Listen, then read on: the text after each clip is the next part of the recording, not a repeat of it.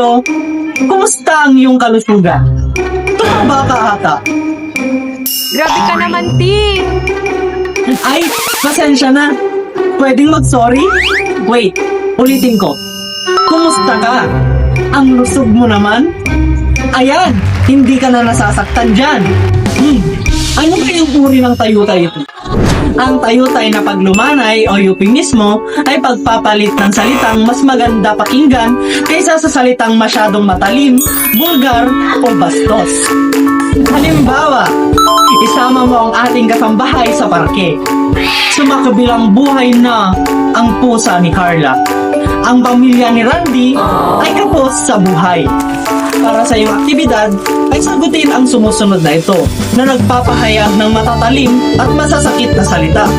Gawin itong mas malumanay at hindi nakababastos pakinggan. Kaya mo ba ito? Siyempre kayang-kaya mo!